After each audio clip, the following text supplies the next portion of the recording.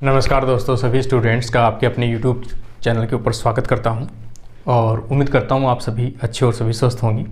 आज अपन जो पेपर है अपन ने स्टार्ट कर रखा था PYQ, जो RPSC ग्रेड फर्स्ट का 2015 वाला है, एग्ज़ाम 16 के अंदर हुआ था। इसका अपन ने जो 3 पार्ट है वो कंप्लीट कर चुके हैं। इसमें से आज अपन बात करने वाले हैं पार्ट नंबर 4। ठीक है, तो पहले वाले जो भी क्वेश्चंस जो पार्ट है 3, वो भी आपके जो लिंक है उसके अंदर मिल जाएंगे, आपको नीचे कमेंट सेक्शन में डाल दूंगा या फिर डिस्क्रिप्शन बॉक्स के अंदर भी मिल जाएंगे। तो अभी अपन चलते हैं क्वेश्चन नंबर 51 के अंदर। How many true breeding varieties of P plant were selected by Mendel. Mendel के द्वारा मटर के पौधे की कितनी यहाँ पर वेराइटीज किस्मों का यूज में लिया गया था या चयन किया गया था। तो इनमें से अगर यहाँ पर वेराइटीज टर्म पूछा गया है तब तो कितनी है, 7 है। अगर यहाँ पर ट्रेड्स पूछे जाते हैं, लक्षण पूछे जाते तो फिर 14 आते, लेकिन यहाँ पर वेराइटीज पूछी गई है तो 7। क्वेश्चन नंबर 52 में अगर आप देखोगे, the term linkage was coined bye. Linkage शब्द का प्रयोग किसके द्वारा किया गया था। ये लिंकेज वाला जो है, क्रॉसिंग ओवर वाला है, लिंकेज वाला जो है, अपन चाहते हैं कि कोई भी गुणसूत्र है उसके ऊपर यदि कोई 2 जीन है, यहाँ पर A और यहाँ पर B, इन दोनों के बीच की डिस्टेंस यदि ज्ञात करना चाहते हो तो आपको पहले इसकी RF वैल्यू निकालनी पड़ेगी। RF वैल्यू का मतलब होता है रिकॉम्बिनेंट फ्रीक्वेंसी। रिकॉम्बिनेंट फ्रीक्वेंसी निकालोगे, ऊपर तो आ जाएगा आपका रिकॉम्बिनेंट प्रोजेनी, नीचे आ जाएगा पेरेंटल आ जाएगा तो डायरेक्टली, और इनटू 100। ठीक है, तो यहाँ पे जितनी इसकी आएगी फ्रीक्वेंसी वो ही उसकी क्या होगी, डिस्टेंस होगी 2 जीन के बीच में। तो यहाँ पे 2 जीन के बीच की डिस्टेंस अपन निकाल सकते हैं। उसके लिए 2 मेथड आते हैं। एक तो dihybrid test cross use में आता है, डाई हाइब्रिड टेस्ट क्रॉस, और एक आता है ट्राई हाइब्रिड टेस्ट क्रॉस। उनके द्वारा आप किसी भी 2 जीन के बीच की डिस्टेंस है वो ज्ञात कर सकते हो। तो यहाँ पे लिंकेज जो टर्म है वो किसने दिया था, तो TH Morgan, Thomas Hunt Morgan के द्वारा दिया गया टर्म है। आगे अगर अपन देखेंगे,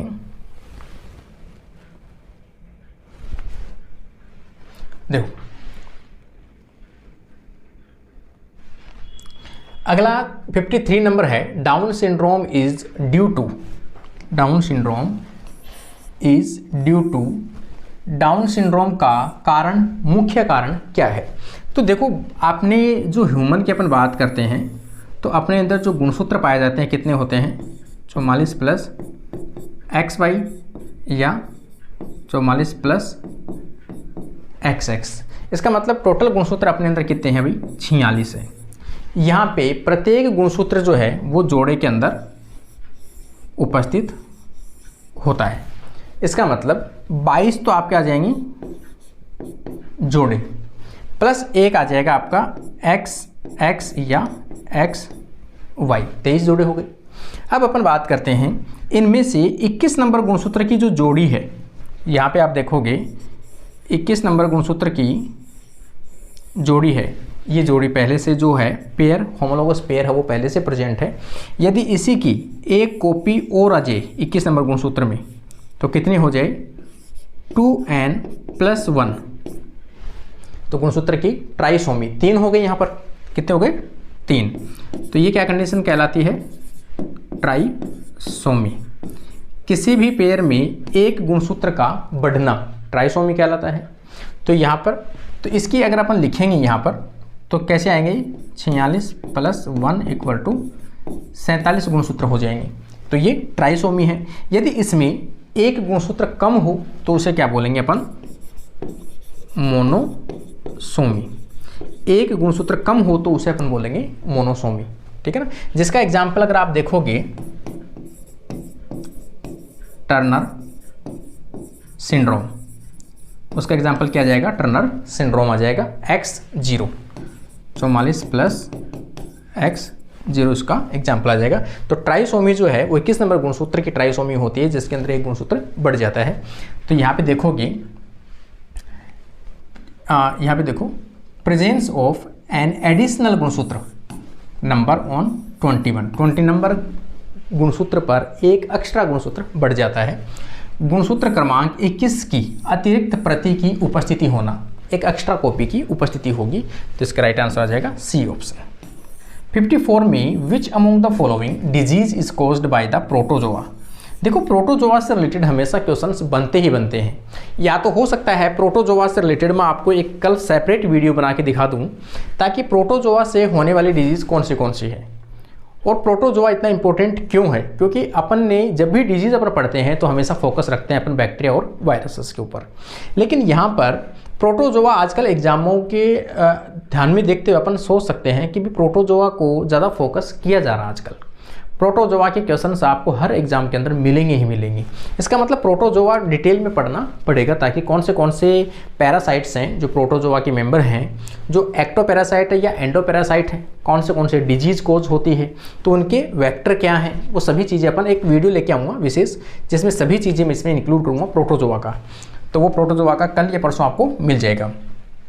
प्रोटोजोआ का यहाँ पे अपन देखेंगे तो मलेरिया जो है प्लाज्मोडियम के द्वारा कोज होता है। तो प्लाज्मोडियम जो है वो किसका एग्जाम्पल है, प्रोटोजोआ का एक एग्जाम्पल है जो एंडोपैरासाइट के रूप में पाया जाता है। निम्नलिखित में से कौन सा रोग एक प्रोटोजोआ के द्वारा होता है, तो मलेरिया रोग होता है, ठीक है ना। और सभी ये जो है वो सभी नॉर्मल बैक्टीरिया के द्वारा होने वाले रोग हैं।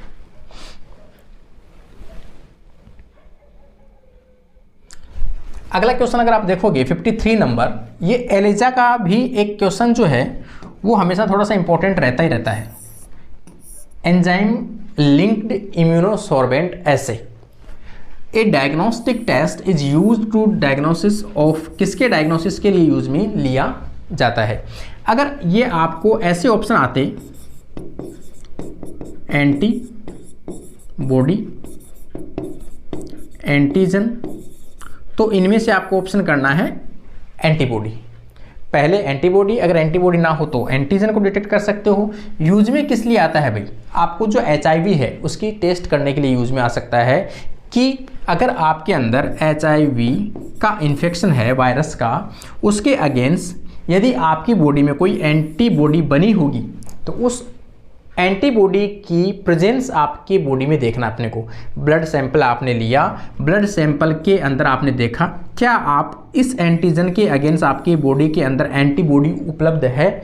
यदि एंटीबॉडी प्रेजेंट होगी दैट मीन्स आप HIV से संक्रमित हो चुके हो। तो एंटीबॉडी को डिटेक्ट करने के लिए यूज में आती है एंजाइम लिंक्ड इम्यूनोसॉर्बेंट एसे।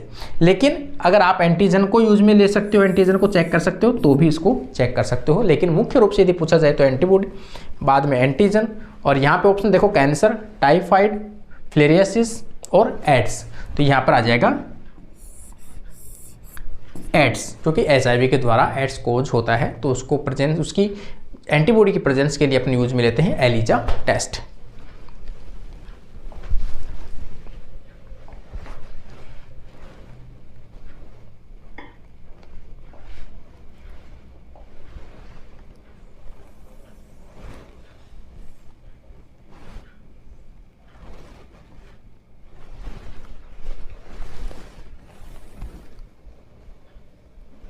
देखो भाई अगला क्वेश्चन अगर अपन देखेंगे यहाँ पर 56 नंबर, चिल्का झील, उड़ीसा में स्थित चिल्का झील किसके लिए प्रसिद्ध है। चिल्का झील जो है भाई वो बर्ड्स के लिए फेमस है ना, पक्षियों के लिए। वहाँ पर पक्षियों की काफ़ी ज़्यादा वेराइटीज़ पाई जाती है, पक्षियों का प्रवासन पाया जाता है, माइग्रेशन पाया जाता है, अलग अलग जगह से पक्षी आते हैं और काफ़ी वेराइटीज़ वहाँ पर उपलब्ध है। तो जो चिल्का झील है, लेक है, वो पक्षियों के लिए फेमस है।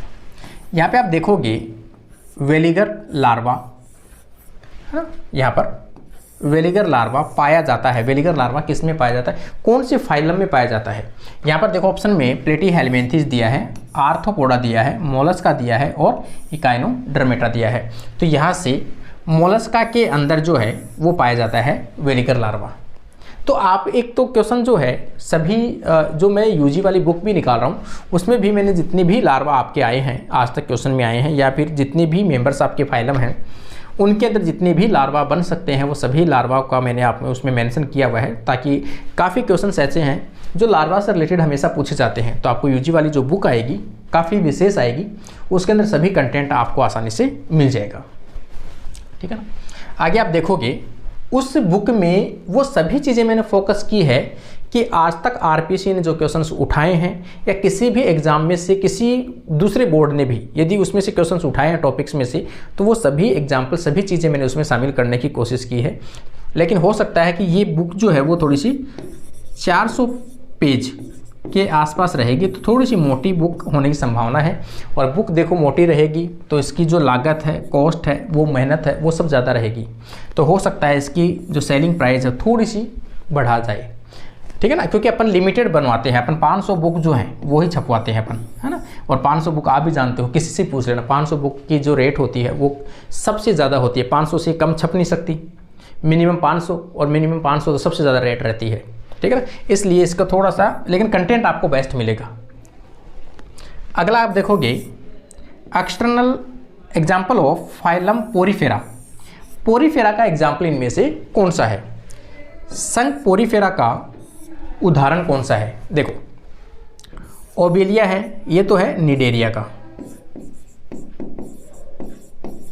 सिलेंट्रेटा का, प्लेनेरिया और फेशियोला ये दोनों हैं प्लेटी हेलमिंथीज, ये प्लेटी हेलमिंथीज का है।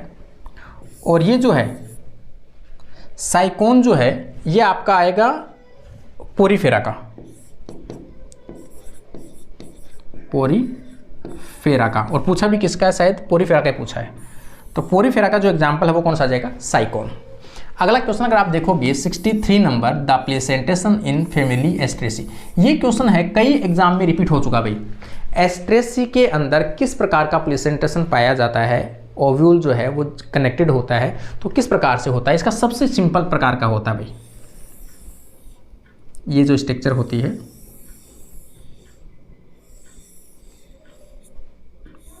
इस प्रकार की होते हैं। एक चैम्बर होता है, एक चैम्बर के अंदर केवल एक ही ओव्यूल उपस्थित होता है, वो भी नीचे की साइड में होता है। इसे बोलते हैं बेसल आधारीय बीजांड विन्यास, ठीक है ना। तो यहाँ पर देखो कुल एस्ट्रेसी में भीतीय, आधारीय, स्तंभीय, सीमांत, तो इसका राइट आंसर क्या जाएगा भाई? आधारीय होता है ये बेसल प्लेसेंटेशन बोला जाता है इसको। और यूनिलोक्यूलर होता है, एक चैम्बर होता है यूनिलोक्यूलर,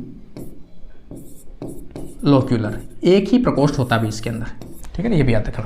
क्वेश्चन नंबर 64 में example of homogamous ligulate capitulum inflorescence पाया जाता है, ठीक है ना। एक ऐसा कैपिटुलम इस प्रकार का, और उसके अंदर सभी जो फ्लावर हैं वो कैसे हैं? फ्लोरेट है, सभी समान प्रकार के होते हैं, लिगुलेट होते हैं, मतलब पतली पतली इस प्रकार की स्ट्रक्चर होती है इनके अंदर, और सभी कैसे हो? समान प्रकार के फ्लावर हो। ऐसे नहीं हो कि भाई इसमें रेज है और डिस्क अलग अलग फ्लोरेट हो, ऐसा नहीं जैसे एस्ट्रेसी में हो। एस्ट्रेसी में मतलब अपन सनफ्लावर जो है उसके अंदर हो, ऐसा नहीं है। तो किस में नहीं है ऐसा? जो सोनकस है, ये अपनी जो भी आप यूजी लेवल की जो बुक आएगी उसके अंदर सभी चीज़ें डिटेल में आपको मिलेगी। सब कौन सी चीज़ों में क्या विशेष लक्षण है, कौन से अपवाद है, क्या है, वो सब चीज़ें मैंने कोशिश की है उसमें मेंशन करने की। तो इसमें तो पाया जाता है हेट्रो, और यहाँ पर पूछा है होमो, तो होमो पाया जाता है सोनकस के अंदर। तो इसका राइट आंसर आ जाएगा सोनकस।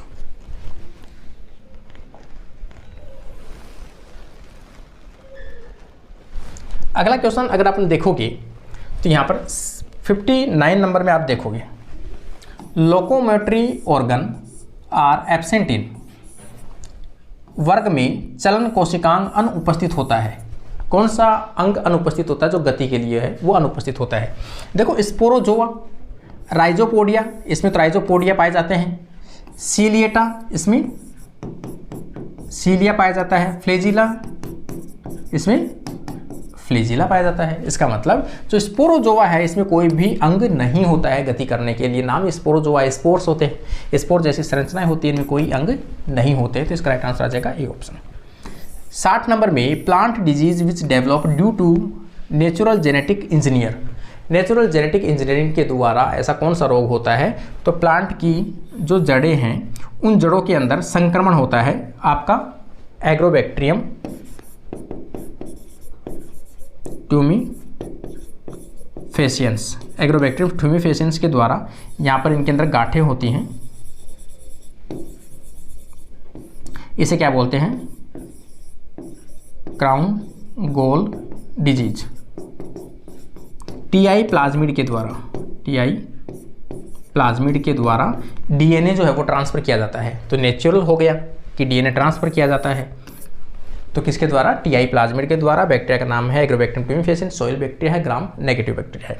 इसका राइट आंसर आ जाएगा क्राउन गोल डिजीज, जो पूरी डिटेल आपने पीजी की बुक में पढ़ा होगा। पीजी की डिटेल, इसकी जो पूरी डिटेल है वो पीजी की बुक में डाल दी पहले ही। एंथर ऑफ फैमिली पोएसी, जो पोएसी फैमिली है, ग्रासेस फैमिली है और वीट फैमिली है के अंदर कौन से एंथर का सिस्टम पाया जाता है? ठीक है ना। तो ये आपकी जो बुक है यूजी लेवल की, उसमें पूरी चीज़ें सब मिलेगी इसमें पहले से ये चीज़ें, ठीक है ना। तो एंथर कैसा होता है? डाइथिकस प्रकार का होता है। इसमें वर्सेटाइल प्रकार का अरेंजमेंट होता है। देखो एक तो ये अरेंजमेंट होता है और फिलामेंट यहाँ लगा होता है। इसमें कैसा लगा होता है? और फिलामेंट यहाँ लगा होता है। इसे क्या बोलते हैं? वर्सेटाइल बोलते हैं। और इंट्रॉर्स, वैसे जो वीट फैमिली है, पोएसी है, उसमें होता है एक्स्ट्रोस प्रकार का, एक्स्ट्रोस प्रकार का होता है। एक्स्ट्रोस प्रकार का मतलब होता क्या है कि कोई भी ये फ्लावर है, ये फ्लावर है, इस फ्लावर के अंदर ये जो पार्ट है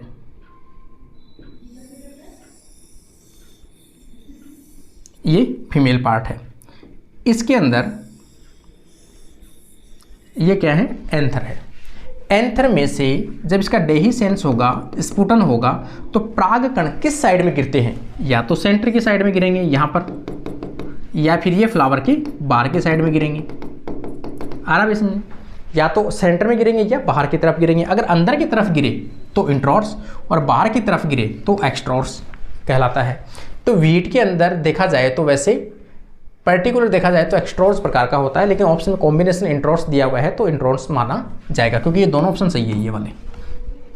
तो इसका राइट आंसर आ जाएगा सी ऑप्शन। 66 में देखोगे botanical name of lemon grass. Lemon grass का बोटनिकल जो नाम है वो क्या है? क्यों?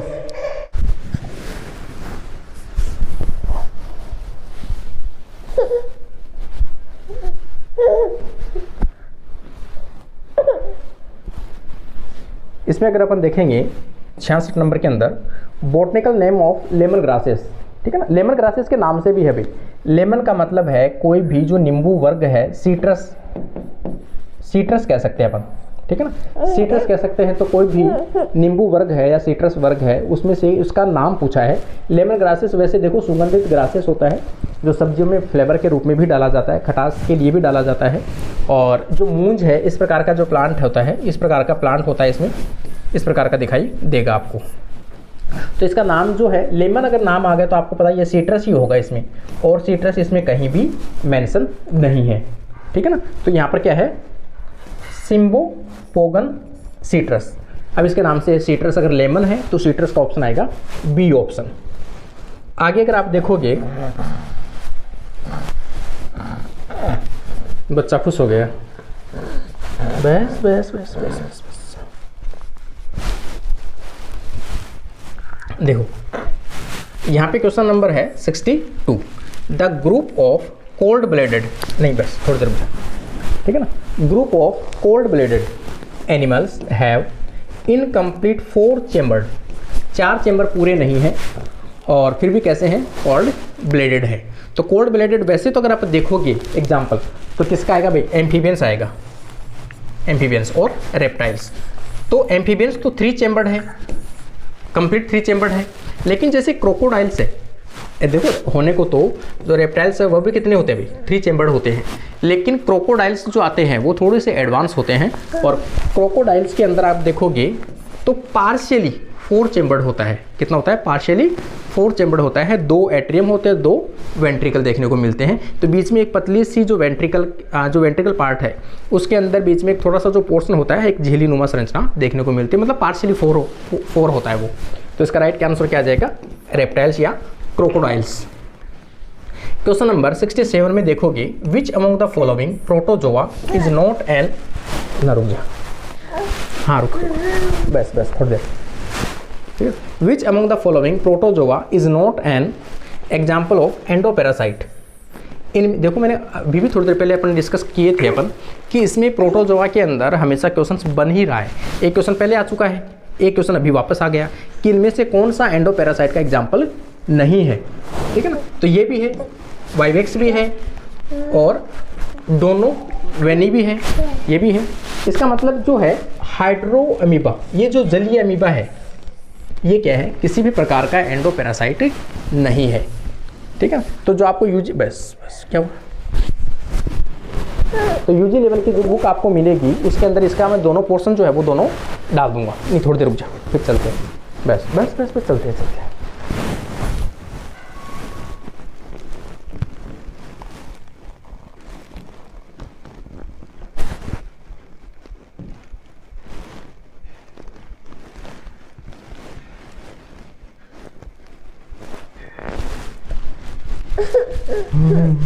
बस चलते हैं। चलिए हाँ, इसे लिख ले, इसे लिख ले। देखो question number 68, pyrenoids are made up of. Pyrenoid जो है वो किसके बने होते हैं? देखो पायरेनोइड पाया किस में जाता है? पहली बात तो जो एल्गी मेंबर है उनमें पाया जाता है पायरेनोइड्स। और जो बीच में प्रोटीन होती है, प्रोटीन को चारों तरफ से, यहाँ पर जो प्रोटीन है, ये प्रोटीन है, इस प्रोटीन को चारों तरफ से स्टार्च के जो ग्रेन्यूल्स है वो घेरे हुए रहते हैं भाई। प्रोटीन्स के पार्ट को स्टार्च से वो चारों तरफ से घेरे हुए रहते हैं, और एक पतली झिल्ली या अपन कह सकते हैं सिथ कह सकते हैं, वो आवरण होता है। तो यहाँ पर आप देखोगे प्रोटीनेशियस सेंटर में तो प्रोटीन होता है, surrounded by starchy sheath, starch की सीथ पाई जाती है या झिल्ली पाई जाती है। प्रोटीन का बना कोर केंद्र जो कि स्टार्च की सीथ से आवरण होता है। तो इसका राइट आंसर कौन सा आ जाएगा भाई? बी ऑप्शन इसका बेस्ट आंसर होगा। यहाँ पे देखोगे 69 नंबर क्वेश्चन, द बी वेमन, जो मधुमक्खी का जो पॉइजन होता है, यहाँ पे देखोगे आप मधुमक्खी का जो पॉइजन होता है, या जो उसमें पॉइजन अपन वेमन कह सकते हैं, वो जो होता है तो यूज्ड इन ट्रीटमेंट ऑफ, बस रुक जाओ, चलते हैं, ठीक है ना। हाँ बस ले, ये देखो, ये ले, ये ले, ठीक है। तो किसके ट्रीटमेंट में काम आता है? ट्रीटमेंट में काम आता है कि भाई आपके जो खास तौर से काम आता है आपके जो आर्थराइटिस है, मतलब आपके जो जॉइंट्स है, जॉइंट्स में जो स्वेलिंग आती है, पेन होता है, उसके ट्रीटमेंट में उसका एंटी इन्फ्लामेशन होता है। मतलब इसमें स्वेलिंग को ये क्या करता है? रोकता है, ठीक है ना। स्वेलिंग को क्या करेगा? ये रोकता है। तो इसका राइट आंसर क्या आ जाएगा? सी ऑप्शन इसका बेस्ट आंसर होगा। अगला क्वेश्चन अगर अपन देखेंगे, पेयर्स आर ऑब्टेन्ड फ्रॉम, हाँ pairs are obtained from, pairs का मतलब यहाँ पर जो मोती है वो प्राप्त किए जाते हैं, किससे प्राप्त किए जाते हैं भाई? तो यहाँ पे आप देखोगे, अगर आप ये कहोगे बेस्ट क्वालिटी के जो मोती हैं वो प्राप्त किए जाते हैं, तो आते हैं पिंकटेडा वल्गेरिस या मैगजीना, या मैगजीमा ऐसे कुछ नाम से आता है, मैगजीमा के नाम से एक पिंकटेडा मैगजीमा या पिंकटेडा वल्गेरिस। ये सबसे बेस्ट क्वालिटी का जो मोती है या पियर्स है वो प्राप्त किए जाते हैं। तो इस प्रकार से आज के जो है वो क्वेश्चन यहाँ 70 तक ही कर पाएंगे अपन, और कल के जो क्वेश्चन है वो आगे अपन 71 से करेंगे, ठीक है। चलो बोल दो बाय, बाय बोल दो, ऐसे कर दो, ऐसे कर दो, ऐसे कर दो, बाय, इधर देखो, इधर देखो, बाय कर दो, बस चले, चलो, थैंक यू।